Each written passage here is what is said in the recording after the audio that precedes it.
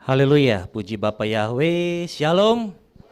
Amin, haleluya. Langsung aja Bapak Ibu yang dikasih oleh Bapak Yahweh, kita mau mendengarkan, memeditasikan akan kebenaran firman Bapak Yahweh, dan juga kita mau memohon kepada Bapak Yahweh ya, supaya Roh Kudus boleh senantiasa membukakan akan rahasia-rahasia kebenaran firman Tuhan, karena kalau bukan Bapak Yahweh yang membuka, tidak mungkin kita dapat membukanya ya, karena firman Tuhan itu adalah pribadi dari Bapak Yahweh itu sendiri. Haleluya, langsung aja Bapak Ibu kita membuka dalam kitab Yohanes. Yohanes 4 ayat 22. Ayat yang sudah sangat sering sekali. Ya, Yohanes 4 ayat 22. Ya, kita akan baca seperti yang tertulis di depan ya. Kita baca sama-sama 3, 2, 1. Kamu menyembah apa yang tidak kamu kenal, kami menyembah apa yang telah kami kenal. Karena keselamatan itu berasal dari orang-orang Yahudi. Amin. Puji Bapak Yahweh, silakan duduk. Haleluya ya, tadi kita sudah mendengarkan kesaksian ya. Kesaksian yang begitu indah. Ya, puji Bapak Yahweh ya. Firman-Nya juga boleh dinyatakan seperti saat ini ya. Kurang lebih di akhir tahun yang lalu dan di awal tahun ini Bapak Ibu. Kan saya juga mendapatkan kabar ya, khususnya mengenai mbah saya, Mbak Putri, dan saya bergumul di situ. Tuhan, kalau boleh, kalau memang Tuhan mau angkat mbah saya, kalau boleh pas saya lagi di darat ya Tuhan. Ya, kalau boleh. Boleh kan minta kan seperti itu kan? Dan puji Bapak Yahweh, saya yang kemarin naik bekerja itu tanggal 31 Desember. Seharusnya pulang itu tanggal 12 Januari ya. Harusnya pulang tanggal 12 Januari. Tapi puji Bapak Yahweh, karena cuaca tidak memungkinkan, akhirnya diperpanjang lah. Jadi diperpanjang 4 hari. Jadi tanggal 16 saya pulangnya ya.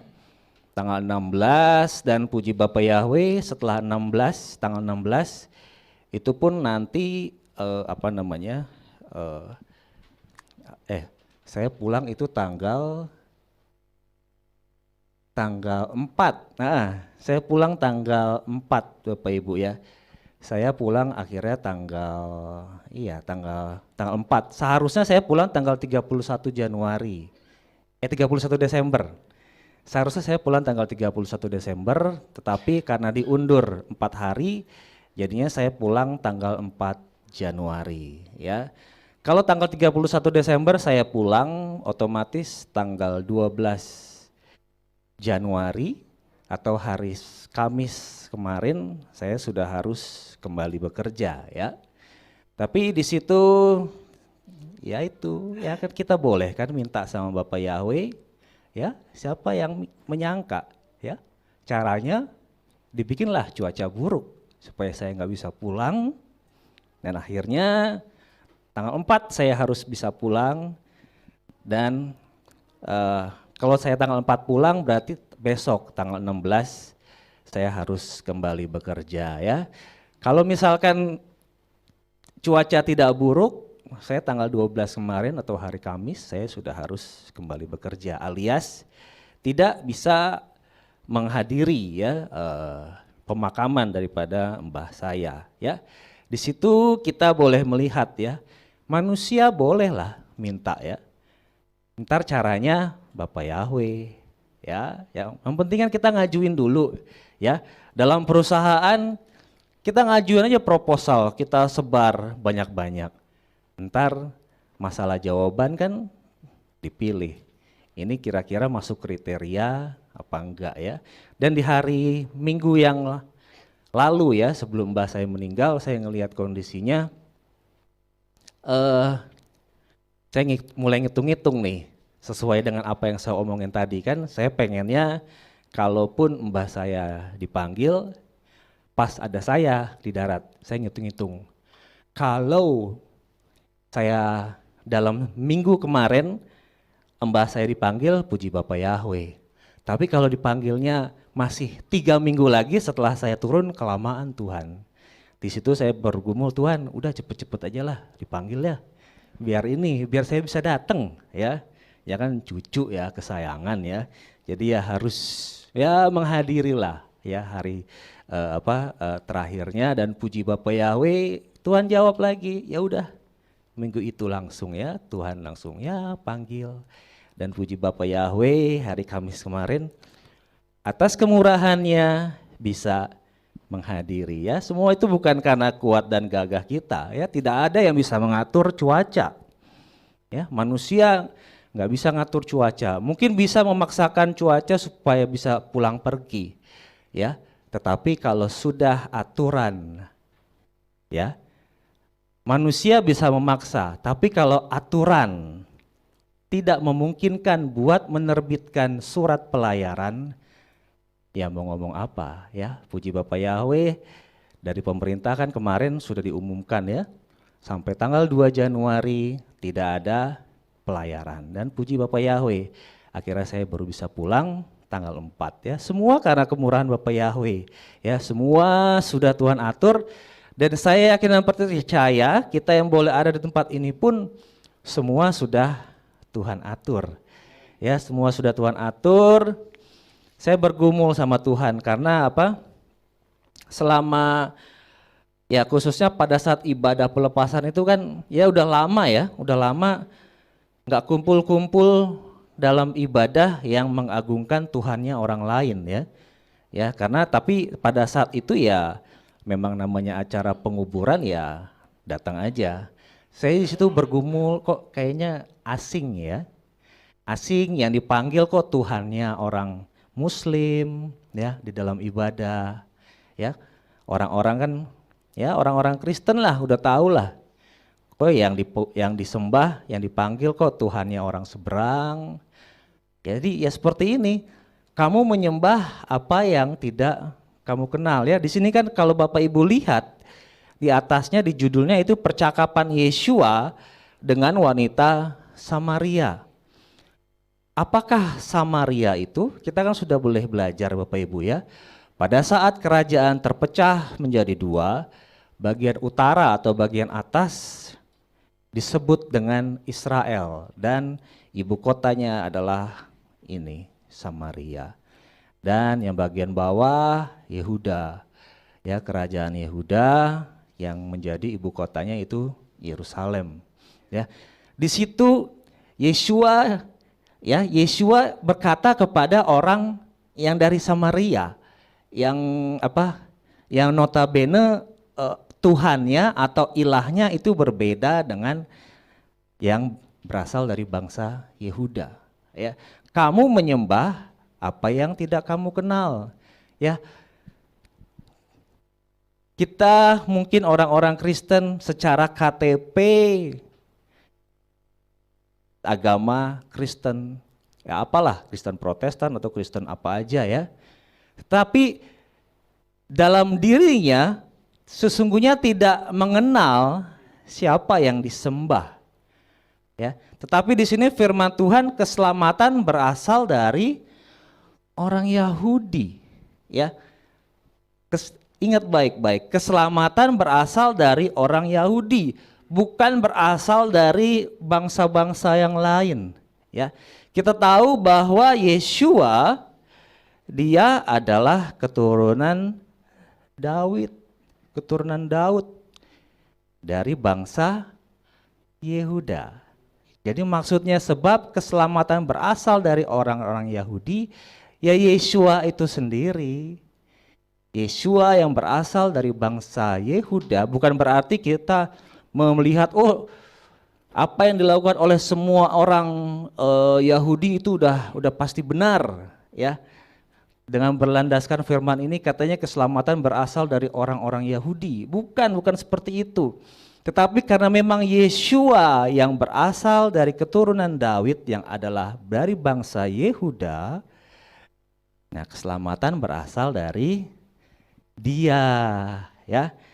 Tapi kalau misalkan kita lihat, ya jangan jauh-jauh lah, khususnya di Indonesia ya, di tetangga-tetangga kita, saudara-saudara kita, sesungguhnya tidak tahu siapa yang disembah, ya. Kalau berasal dari orang Yahudi, berarti saya orang Indonesia. Berarti saya bernama Indonesia. Daniel, orang Indonesia. Syauta, apalagi orang Ambon, jelas. Ya, udah apalagi. Saya lahirnya di Indonesia. Jadi nama saya adalah nama Indonesia karena saya orang Indonesia. Begitu juga dengan pribadi Yeshua. Ya, tetapi yang terjadi sekarang ini orang Kristen pun bingung. Kok sesembahannya ada banyak? Ada, mohon maaf, ada Yesus, ada Jesus, ada Yehova, ada Yakoba. Kok banyak banget sebutannya, ya. Sedangkan saya sendiri, saya bernama Daniel Edward Syauta. Bos saya namanya Daniel. Orang seberang namanya Daniel. Saya Daniel. Apa bedanya? Kalau dicari-cari kan Daniel artinya Elohim adalah hakim. Atau juga ada yang menyebut Daniel adalah Elohim Maha Adil. Arti daripada Daniel. Kenapa? Karena di belakangnya ada embel-embel L. Dani Elohim. Kalau Daniel, Dani Allah. Ya, ngerti maksudnya ya? Itu orang seberang. Tetapi Yeshua bilang, kamu menyembah apa yang tidak kamu kenal. Tetapi kami menyembah apa yang kami kenal. Ya, itulah maksud Yeshua. Ya, keselamatan berasal dari orang Yahudi. Ya, kemarin-kemarin Bapak Ibu ya, ada yang bertanya-tanya, sedikit keluar dari sini. Ya, kita agak terlambat Bapak Ibu ya untuk mencetak kalender. Ya, karena saya kesulitan cari foto Bapak Ibu ya. Cari foto, jadinya ini beberapa foto ada yang double-double, maksudnya bukan double gayanya, tapi mungkin dalam satu sesi ada beberapa gaya, jadi itu yang saya ambil ya. Ada beberapa yang bertanya-tanya mungkin khususnya mengenai kapan sih kelahiran Yeshua. Saya tidak akan membahas cara menghitungnya.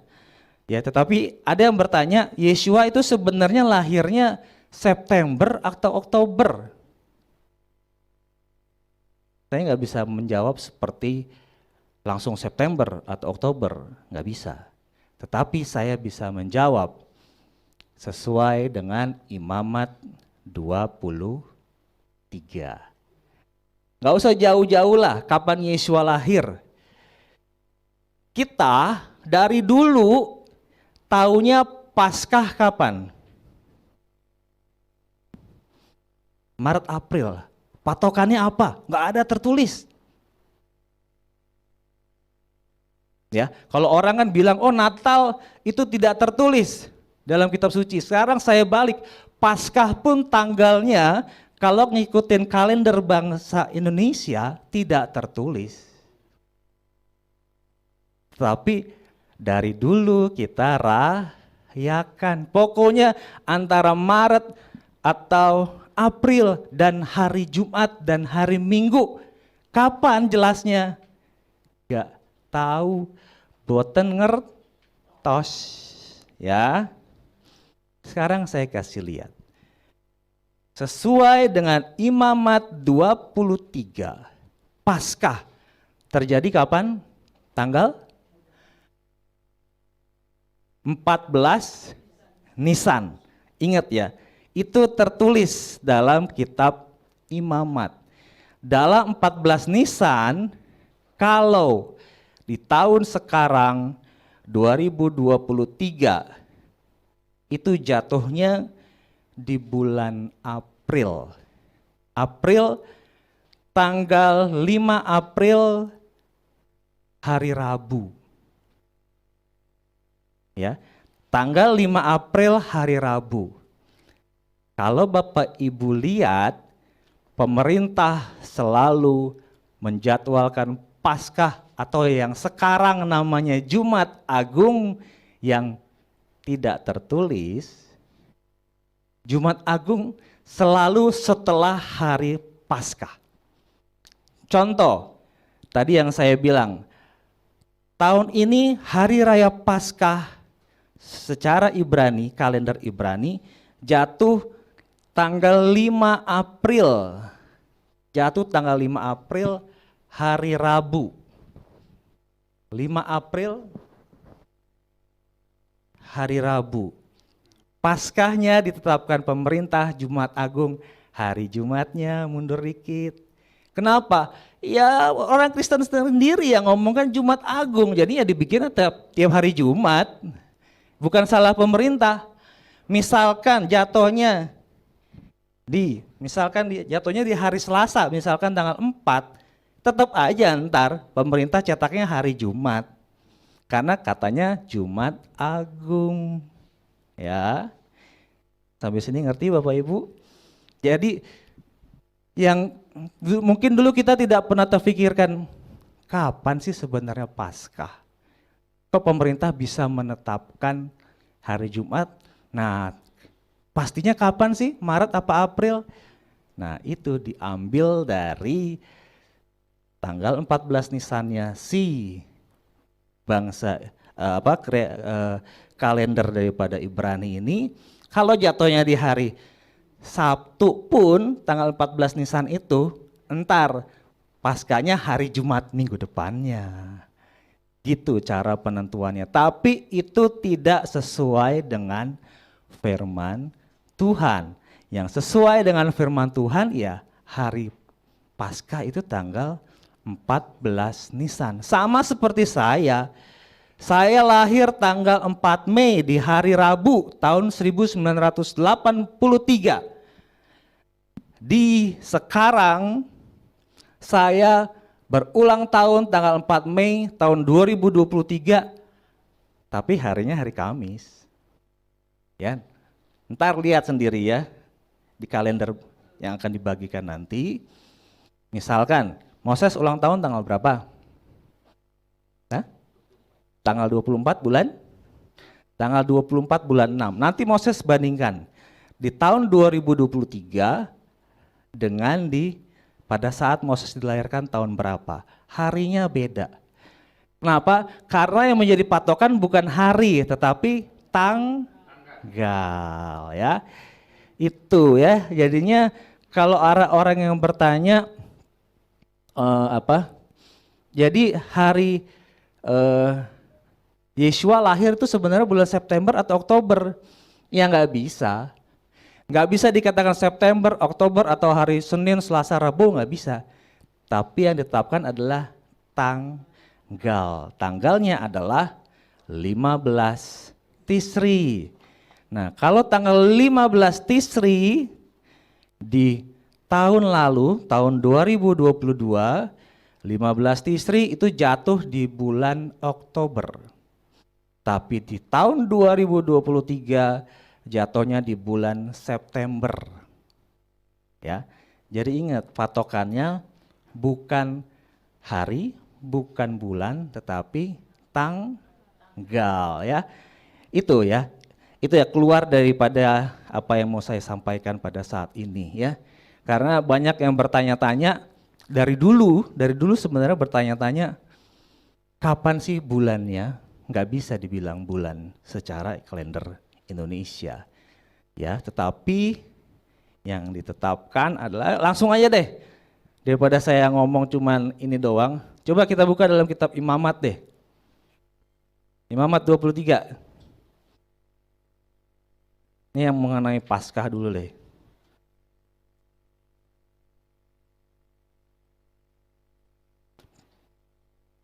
Imamat 23, mulai ayatnya yang ke 5 dulu. Ini untuk menjawab pertanyaan khususnya tentang Paskah Bapak Ibu ya. Kan kita tadi kan jawabannya bulan Maret atau April. Bukan. Pada bulan pertama, ini bulannya bukan bulan Januari. Kan katanya bulan pertama. Tapi bulan pertamanya kalendernya Ibrani. Bulan pertama pada saat itu adalah bulan Nisan. Pada hari ke-14 tertulis.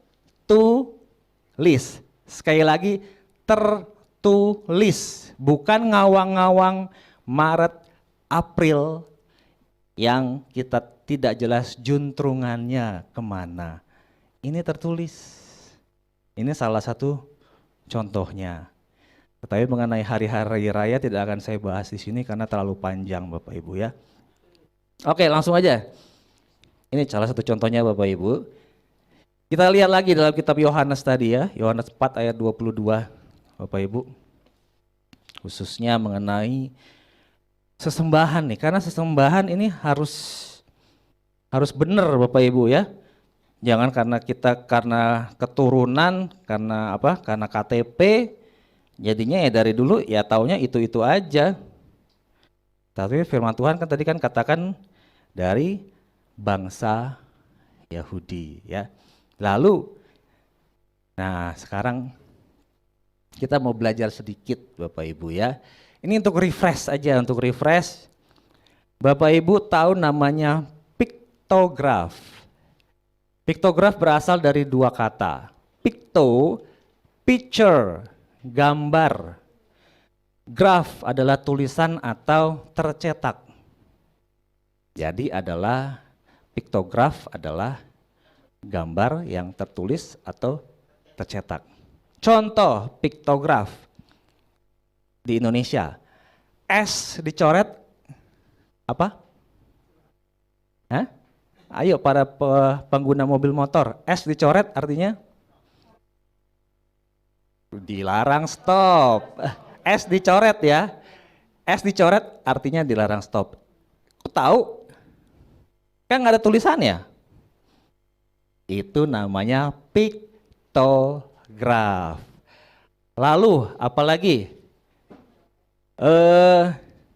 Di depan WC. Di depan WC kalau yang kakinya ada dua lurus, itu apa? Kok tahu? Emang pernah masuk ke dalam, yang ibu-ibu? Enggak kan? Karena nggak pakai rok ya dari piktograf. Tapi kan kenyataannya yang pakai celana juga masuknya ke rok kan ya? Itu namanya piktograf. Lalu apa lagi? P artinya apa? Parkir, berarti boleh parkir di situ. Itu namanya piktograf. Sekarang, ayo kita mau belajar mengenai nama Yahweh. Ya, coba bisa tolong dibagi ininya. Oh, udah ya. Coba di yang slide tulisan Yahweh tadi. Bukan, ini Yeshua. Nah, ini adalah tulisan Yahweh. Ingat bacanya dari kanan ke kiri, bukan dari kiri ke kanan ya. YHWH, jangan YHWH dulu lah. Kalau orang Indonesia diperhadapkan dengan tulisan seperti ini, katanya apa? Nggak bisa dibaca. Ya, katanya begitu, nggak bisa dibaca. Ya emang, kalau nggak belajar ya nggak bisa dibaca. Jangankan tulisan ini, tulisan apa? Hono, co, roko, tulisan bahasa Jawa aja saya bisa bilang itu nggak bisa dibaca. Kenapa? Karena saya nggak pernah belajar bahasa Jawa. Beda dengan DESA, saya bisa baca, itu desa. Sekarang ini katanya nggak bisa dibaca. Kenapa? Karena nggak mau belajar baca. Ya, YHWH. Yod, he, wow, he. Coba Bapak Ibu berhubung dengan piktograf. Yod, coba cari di tabel. Ayo, yod artinya apa? Arm, hand, atau bahasa Indonesianya lah, tangan. Ya, yod artinya apa? Tangan. Sekarang he. He artinya apa? Look atau behold, lihat. Yod he artinya apa?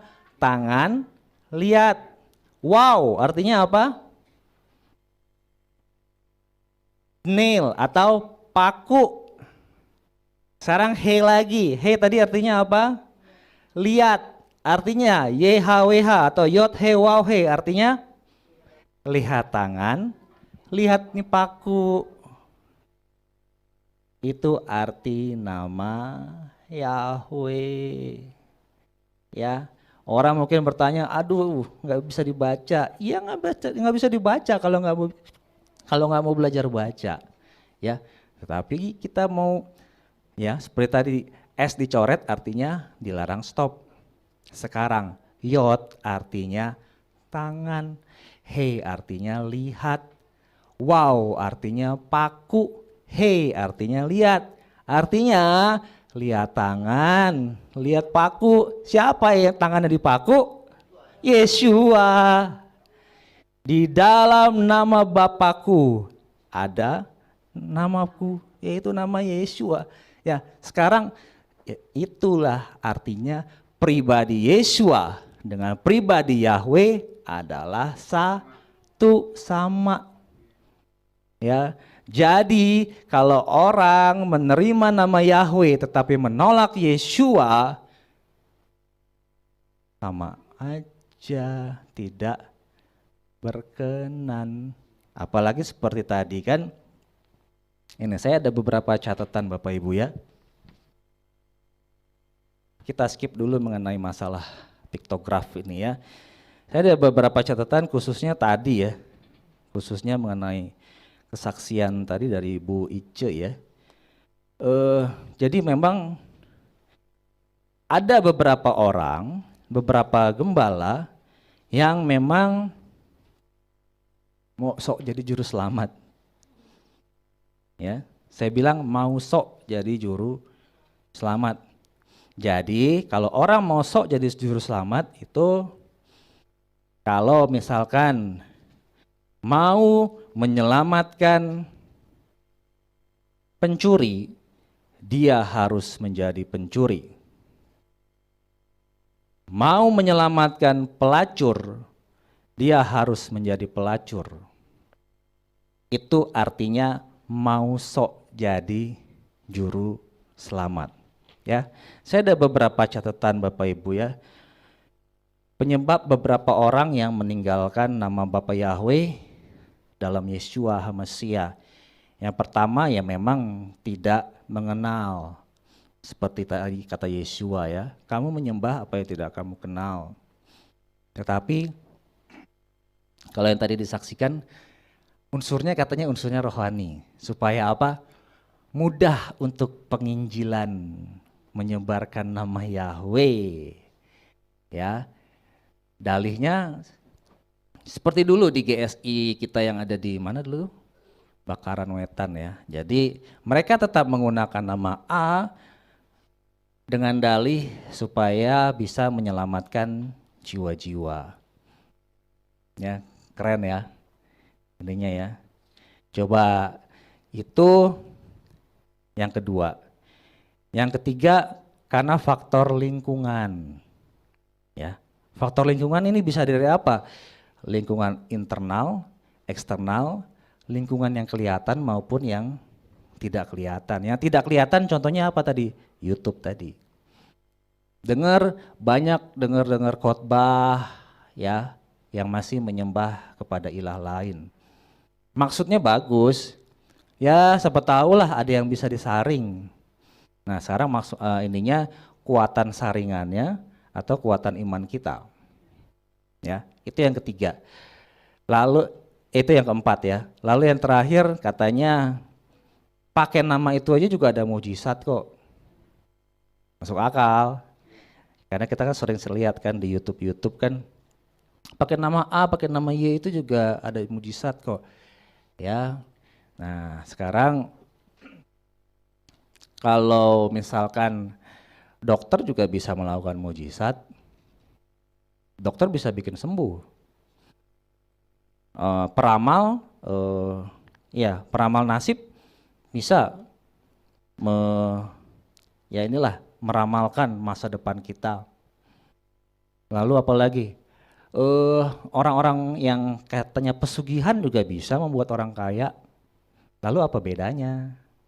Ya, apa bedanya? Ya. Di sini yang saya mau bilang apa? Keselamatan jangan diukur dengan harta. Ya, keselamatan jangan diukur dengan harta, dengan mujizat, dengan apapun. Toh, kita lihat aja. Matius yang minggu lalu ya, tentang si Petrus yang menyangkal Yesua. Matius 26 ayat 34-35. Matius 26 ayat 34-35. Yesua berkata kepadanya, sesungguhnya aku berkata kepadamu bahwa pada malam ini sebelum ayam jantan berkokok, kamu akan menyangkal aku 3 kali. Nah, Yesua udah tahu nih.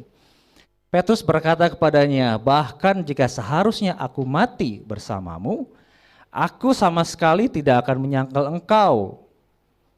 Petrus, ada yang ikut, semua murid pun mengatakan seperti itu juga. Alias apa? Berkomitmen mereka. Saya tidak akan menyangkal Yesua. Tapi kenyataannya coba dalam ayat 69 sampai 75.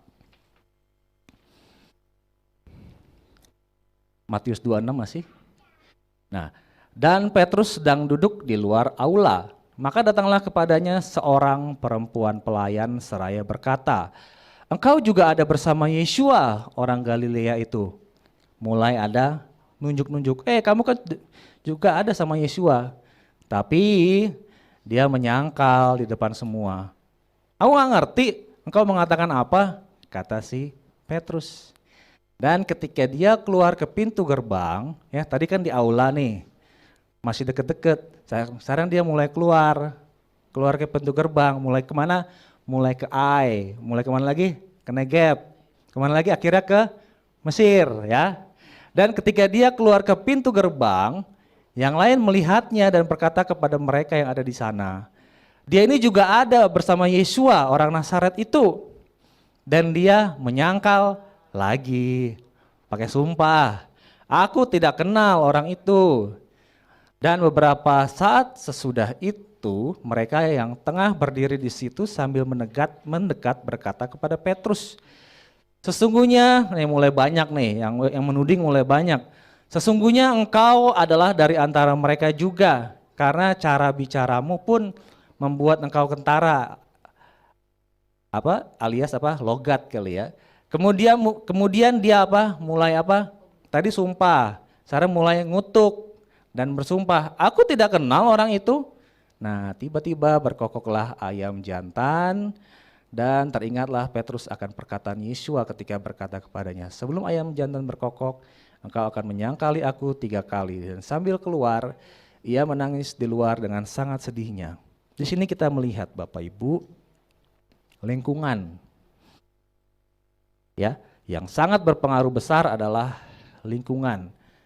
Apakah kita akan menyangkal Yesua, menyangkal Bapak Yahweh, atau enggak? Ya, tapi bukan survei membuktikan, kenyataan membuktikan orang-orang yang ini dari aula dia mulai berjalan keluar ke pintu gerbang, ya mulai menjauh dari Bapak Yahweh. Kenyataan membuktikan kembali, ya kembali kepada sesembahannya yang lama, ya. Seolah-olah aku gak kenal itu Yahweh, aku gak kenal itu Yesua. Ya, sama seperti si Petrus. Kenapa bisa terjadi? Oh, pada saat pujian penyembahan di sini, nama Yesua, bangkit serukan nama Yahweh. Begitu sampai pintu gerbang, aku nggak kenal itu Yesua. Begitu keluar, melangkah keluar, aku nggak kenal itu siapa Yahweh. Itu adalah salah satu contoh menyangkali Yesua, menyangkali Bapak Yahweh. Tadi kan udah jelas, tadi kan Yod He Waw He, atau yang dibaca Yahweh artinya apa? Lihat tangan, lihat paku. Nah, entar itu dari sisi piktograf. Entar kita akan lihat dari sisi gematria. Ya, apa sih hubungannya antara Yesua dengan Bapak Yahweh ya. Tetapi di sini kita mau melihat Bapak Ibu ya, ternyata si Petrus kenapa dia bisa seperti itu? Ya, padahal kuasa otoritas sudah dikasih loh. Ya, kita kan pernah belajar sebelumnya, kuasa menyembuhkan orang sakit, kuasa mengusir setan, udah dikasih sama Tuhan Yesua. Nah ini si Petrus ini pada saat itu salah satu contoh yang Yesua katakan, aku tidak kenal kamu. Ya, para pelayan kan yang banyak ya, yang sering kita bacakan dalam firman Tuhan, aku telah menyembuhkan banyak orang demi namamu. Petrus sama, aku telah mengusir setan demi namamu. Tapi Yesua bilang, aku tidak kenal kamu. Ya, ingat, mengusir setan, menyembuhkan orang sakit itu diberi kuasa dan otoritas. Tapi satu hal yang paling penting yang tidak dimiliki oleh Petrus pada saat itu adalah apa? Roh Kudus. Ya, sekali lagi, yang satu hal yang tidak dimiliki oleh Petrus pada saat itu adalah Roh Kudus. Lalu bagaimana dengan tadi yang saya bilang, bersorak-sorai orang-orang benar, bangkit serukan nama Yahweh. Sekarang menyangkal nama Yahweh, menyangkal nama Yesua, benar nggak diurapi oleh Roh Yahweh? Sama dong seperti Petrus, menyangkal. Tetapi jawabannya adalah harus memiliki Roh Kudus. Ya, orang boleh belajar banyak mengenai, kan di luar sana kan banyak. Oh, Yahweh itu adalah makhluk planet, atau Yesua itu hanya utusan ya. Tetapi coba kita lihat dalam Lukas 24 ya, ayat 45. Ini satu hal yang sangat penting. Orang boleh belajar, boleh menggali lah ya. Boleh gelar profesor, boleh gelar doktor. Lukas 24 ayat 45, kuncinya lalu dia membuka pikiran mereka untuk memahami kitab suci. Ya, siapa yang membuka pikiran? Yesua HaMasiah. Ya, orang bisa belajar teologi. Orang bisa belajar sekolah Alkitab. Kalau bukan Yesua HaMasiah sendiri yang buka, nggak ngerti. Sama seperti si Petrus pada saat itu, ya, kuasa otoritas sudah ada, tapi sayangnya Roh Kudus belum dicurahkan, ya. Bapak Yahweh sudah memberikan, ya, dalam kitab yang boleh kita pelajari, mulai dari Kejadian sampai Wahyu, semuanya Bapak Yahweh nyatakan secara gamblang. Ya, kemarin yang kita sudah belajar mengenai siapa? Bapak Abram. Udah dikasih ini nih tanah perjanjian. Masih jalan-jalan. Kalau kata orang jelong-jelong dulu Jelong-jelong dulu ke mana? Ke tanah Negeb. Mungkin ketika dia sampai di Betel dia ngelihat, kok kayak begini sih Tuhan suasananya. Satu. Yang kedua, ada buntutnya. Ya. Kenapa pada saat itu apa namanya? Si Abram ini kok Bapak Yahweh kok masih apa ya? Masih ini. Kalau bukan Yeshua yang membuka pikiran, kenapa? Karena masih ada buntut. Nah, sekarang buntutnya nih. Buntutnya, orang kan berpikir, aduh, kok pakai nama Yeshua nggak ada mujizat sih? Kok pakai nama Yahweh nggak ada mujizat sih? Nah, itu dia pikirannya. Buntutnya apa? Pikirannya. Lotnya apa? Pikirannya. Lotnya apalagi nggak mau menyerahkan totalitas sama Bapak Yahweh. Jadi lot akhir zaman lah saya bilang ya. Ya bukan akhir zaman, dari zaman dulu juga ada ya. Jadi lot atau pengikut atau ekornya ini yang sudah Bapak Yahweh perintahkan putus, pergi. Nggak mau diputuskan, nggak mau diusir. Nah itu, tapi setelah diputus, diusir, baru Bapak Yahweh kasih buka jalan. Ini loh, kamu akan diberkati begini, begini, begini.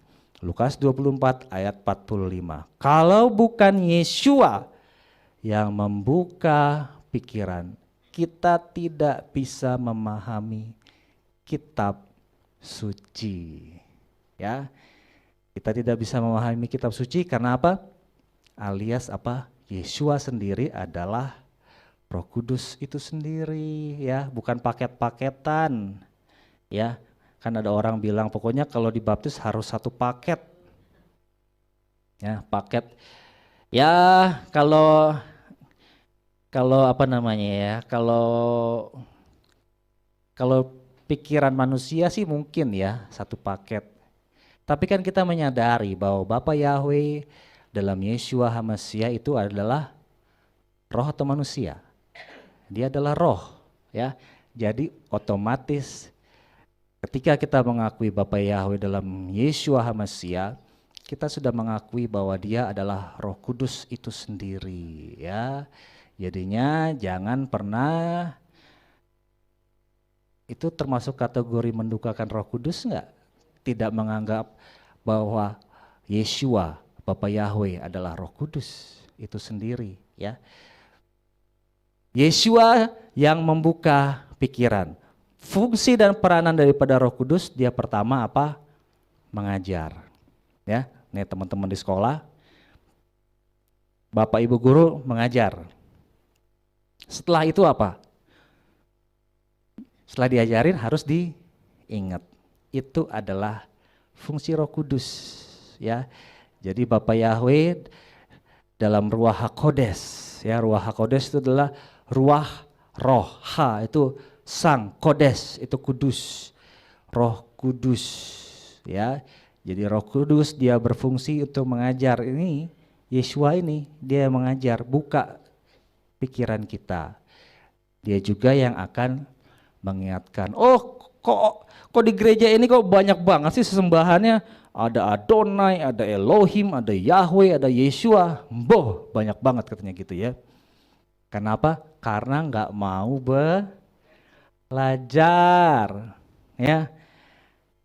Elohim, El, Daniel, Samuel, apalagi ya pokoknya yang belakang-belakangnya El, Israel, itu adalah singkatannya dari Elohim. Elohim itu apa? Tuhan, ya. Belajar-belajar dikit lah, ya. Walaupun saya belum pernah kemana? Ke Israel, tapi kan ya belajar-belajar dikit lah. Lalu apalagi? Adonai. Adonai itu dari bahasa dari tulisan Adon. Adon itu apa? Tuan atau Bapa. Adoni, tuanku, Adonai. Jadi tuanku, ya biasalah. Kita juga memanggil Pak Presiden juga kan dengan penuh ini kan. Ada gelar-gelarnya, ada saking kita menyanjung pimpinan negara, saking kita menyanjung Bapak Yahweh, ya kita bilang aja dia Adonaiku, ya, dia adalah Tuanku. Tapi namanya adalah Yahweh dalam Yeshua HaMasyiah. Lalu apa hubungannya Yahweh dengan Yeshua? Tadi kan sudah dijelaskan. Yahweh artinya lihat tangan, lihat paku. Lalu Yeshua, apa hubungannya Yahweh dengan Yeshua? Tadi kita sudah belajar namanya piktograf, gambar yang berbicara. Ya, pokoknya gitulah, piktograf artinya begitu. Lalu sekarang kita akan belajar namanya gematria. Bukan belajar sih, hanya refresh sedikit. Gematria. Coba ke slide kosong atau Word atau apa. Bapak Ibu, saya yakin kita pernah belajar tulisan angka lah, angka Romawi ya. Pernah kan? Coba kalau I, berapa nilainya? Satu. Kalau V, kok tahu? Ya belajar. Ya, ini namanya gematria. X 10. Kalau L 50. Ini namanya gematria. Begitu juga dengan tulisan Ibrani. Ada gematrianya, ada angkanya. Ya, ini bukan seperti matematika Bapak Ibu ya. Tapi ya matematika dasar kita akan pergunakan untuk penjumlahan. Ya. Sekarang coba kita lihat. Misalkan Bapak Ibu lihat lagi ke kertas. Kalau dalet berapa gematrianya? 4. Oke. Coba selain Ibu Ice, kalau Ibu Ice udah tahu. Kalau lamet berapa?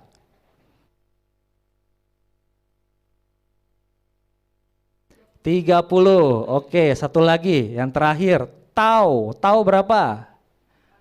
400. Nah, sekarang kita akan belajar. Sekarang kalau tahun Ibraninya tahun berapa Bapak Ibu? 5, 7, 8, 3.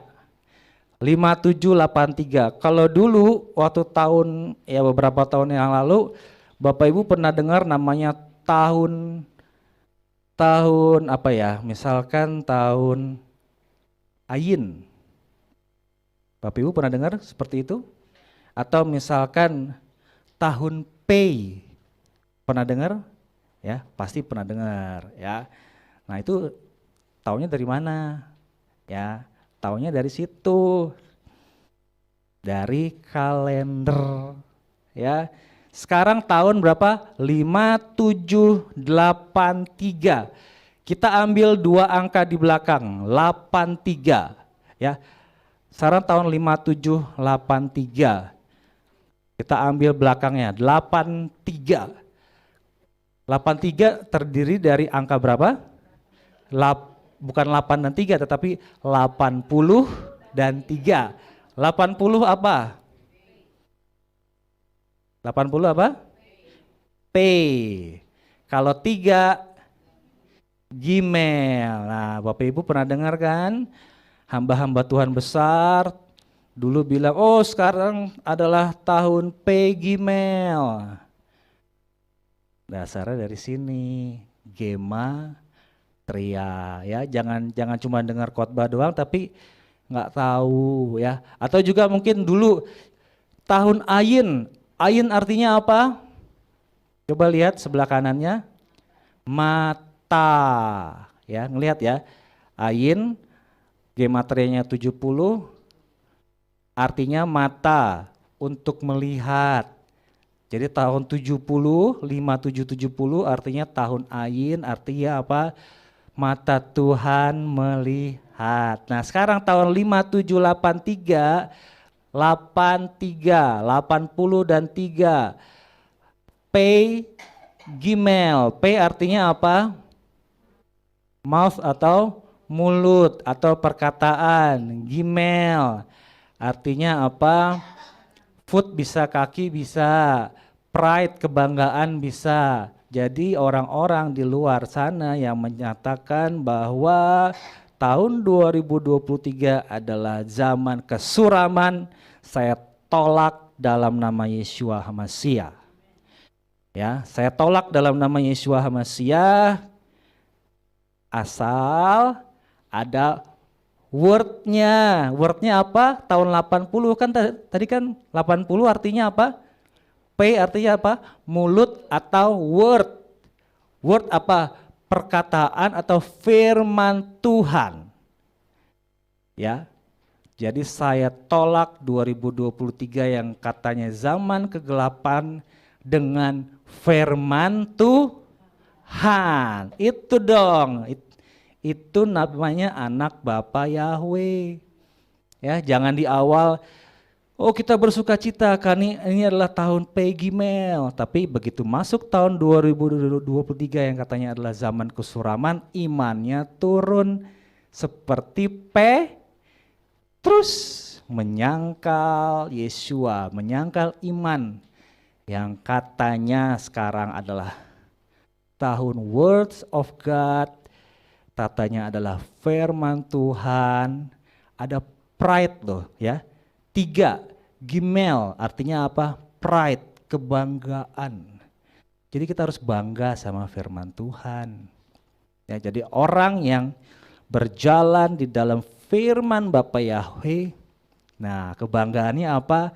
Bisa melewati tahun 2023 yang katanya adalah zaman kesuraman dengan firman Tuhan. Ada amin Bapak Ibu?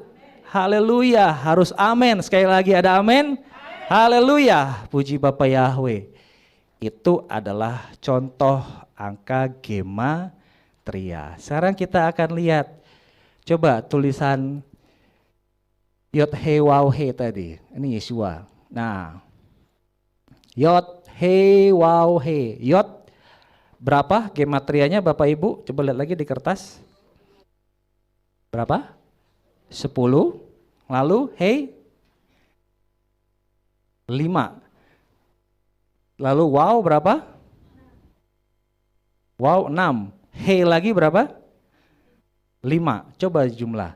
10 tambah 5 tambah 6 tambah 5 berapa? 26. 2 dan 6. 2 dan 6 berapa? 2 dan 6. 8. Tulis 8. Sekarang ingat ya, 8. Yod He Waw He jumlahnya 8. Sekarang Yeshua, Yod Shin Waw Ayin. Mana tadi yang atas? Yang tulisan Yeshua. Yod, tadi Yod berapa? 10. Coba pelan-pelan. Shin berapa?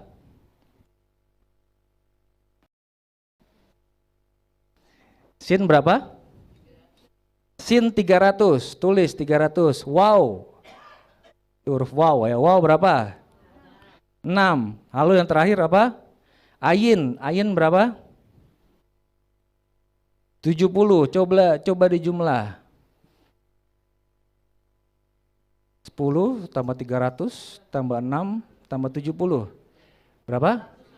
386. 3 tambah 8 tambah 6 berapa? Iya, 386. 3 tambah 8 tambah 6 berapa? 17. 1 tambah 7 berapa? Kok sama? Ya sama lah. Menunjukkan pribadinya sama. Asal pakai nama yang benar. Ya, sekali lagi, asal pakai nama yang benar. Bukan nama yang berasal dari Yunani, bukan nama yang berasal dari, ya kalau Indonesia bukan dari Belanda, bukan nama yang berasal dari Inggris, seperti tadi yang saya bilang, Daniel. Dengan Daniel, pribadinya beda. Saya mungkin di luar ada yang menyatakan ini ya, Yesus itu katanya Dewa Zeus, katanya begitu. Kalau saya sih nggak peduli lah, mau Yesus itu Dewa Zeus atau apa, tapi karena itu bukan sesembahan saya. Yang saya peduli adalah Yeshua. Ya, banyak kan di luar sana kan demi inilah ya, demi supaya keren katanya Yesus itu dewa Zeus. Saya sih nggak ini nggak ambil pusing. Tapi yang saya sembah itu Yeshua. Ya, jadinya sama kan? Tadi Yahweh jumlahnya berapa? 8. Yeshua juga jumlahnya 8. Sekarang gematria yang angkanya 8, huruf apa Bapak Ibu? Yang 8 apa? Cat. Cat, di sini ada nggak? Nah coba Bapak Ibu lihat aja di gambar ya. Cat, itu putus nggak? Terputus nggak bikin ininya? Enggak kan? Seperti apa? Bapak Ibu ingat cat? Bapak Ibu ingat peristiwa bagaimana Bapak Yahweh membebaskan orang Israel dari perbudakan Mesir? Dikasih apa? Darah di mana? Pintu mana? Kanan, kiri, lalu di atas. Sama seperti cat nggak? Nah, itu dia. Berarti dalam pribadi Yahweh yang mau selamat, dalam pribadi Yahweh, dalam Yeshua HaMashiach ada cat. Ada apa? Tulis apa? Percikan di ambang kanan, kiri, di atas. Alias ada apa? Keselamatan. Ya. Bukan pribadi yang lain. Karena apa? Yeshua tadi bilang apa dalam Yohanes 4 ayat 22, kamu menyembah apa yang tidak kamu kenal. Mending kalau kamu menyembah apa yang kamu kenal, mending. Tapi Yeshua bilang kamu menyembah apa yang tidak kamu kenal, alias apa? Hanya turun temurun. Tetapi keselamatan datang dari bangsa Yahudi. Yeshua berasal dari bangsa Yahudi, ya, bukan pribadi yang lain. Ya, sekali lagi bukan pribadi yang lain. Mau selamat? Mau selamat harus ada angka 8-nya itu, head-nya itu. Ada darah kanan, kiri, atas. Ya. Nah, sekarang kan orang pusing lagi nih. Ada Yeshua, ada Yahshua, ada Yahusa. Ya, sekarang coba melihat tulisan Yeshua tadi mana? Tulisan Yeshua ini ya. Sekarang coba saya tutup sedikit. Bentar ya, saya tutup sedikit.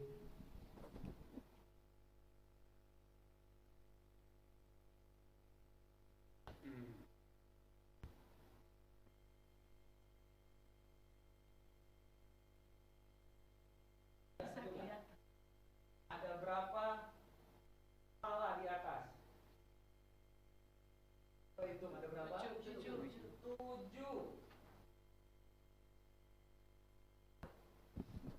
Kok harus jam 7? Ada berapa? Ada 7. Sekarang saya mau tutup lagi. Ada berapa? 7. Ngerti? Ya. Ada 7, Yeshua sebagai menorah. Menorah gunanya buat apa? Terang, memancarkan terang. Yeshua bilang apa? Coba kita lihat Yohanes 12.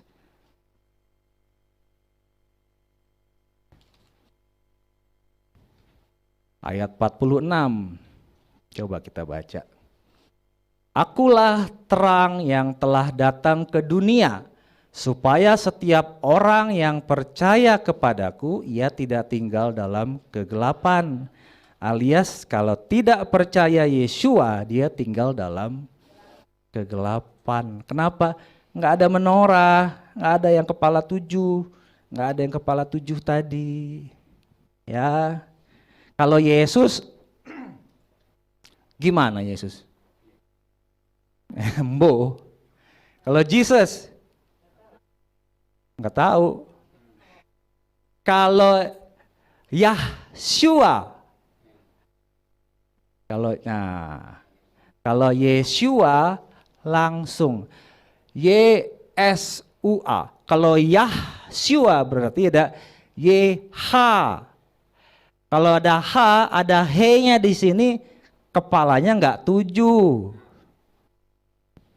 Ya, sekali lagi, kepalanya enggak 7, enggak seperti menorah, enggak seperti kaki Dian. Ya, semua ada maksud dari Bapak Yahweh, ya. Ya, asal apa? Asal lotnya mau dilepas. Ya, lotnya mau dilepas, jangan dikintilin terus sama lot.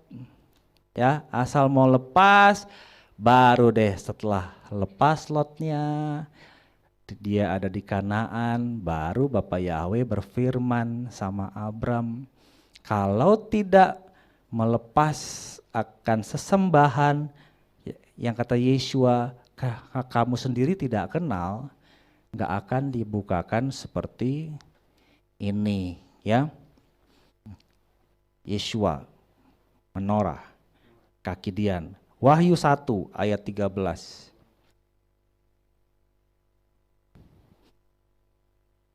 Dan di tengah-tengah ketujuh kaki pelita itu ada orang serupa anak manusia.